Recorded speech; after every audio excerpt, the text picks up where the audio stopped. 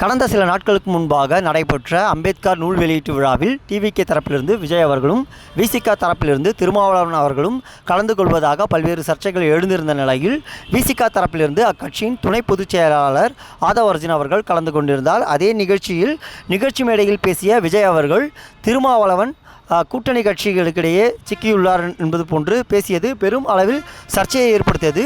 இந்நிலையில் அதே நிகழ்ச்சி மேடையில் பேசிய விசிகே துணை பொதுச் செயலாளர் ஆதவ் அர்ஜுனா அவர்கள், மன்னராட்சி நடைபெறுவதாக கூட்டணி கட்சிக்கு எதிரான ஒரு சில கருத்துக்களை பதிவிட்டிருந்தார். இதற்காக விசிகே தரப்பில் பெரும் அதிருப்தியை ஏற்படுத்தியிருந்தது. இந்நிலையில் கட்சியில் நீடிப்பாரா என்பது குறித்தெல்லாம் பல்வேறு சர்ச்சைகள் எழுந்திருந்தன. இந்நிலையில் இன்று திருமாவளவன் அவரை 6 மாத இடைக்கால நீக்கமானது செய்திருந்தார். அது குறித்து அறிக்கையும் இன்று வெளியிட்டிருந்தார். இந்நிலையில் அது குறித்து இன்று ஆதவ் அர்ஜுனா அவர்கள் தற்போது அதற்கு பதில் அறிக்கை ஒன்றை வெளியிட்டிருக்கிறார்.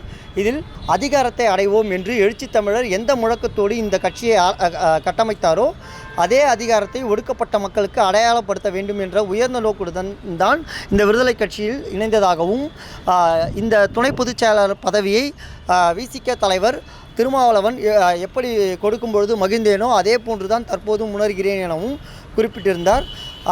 மேலும் தலித் மற்றும் பிற ஒடுக்கப்பட்ட மக்களுக்கான ஆட்சியிலும் பங்கு, அதிகாரத்திலும் பங்கு என்ற முழக்கத்தினை அந்த மக்களுக்கான அதிகாரம் கிடைக்கும் வரை தொடர்ந்து முழங்கி கொண்டு தான் இருப்பேன் எனவும் குறிப்பிட்டிருந்தார். மேலும் 1000 கைகள் மறைத்தாலும் ஆதவன் மறைவதில்லை என்ற முழக்கங்களோடு இன்று ஒரு அறிக்கை ஒன்றினை ஆதவ் அர்ஜுனா அவர்கள் வெளியிட்டுள்ளார்.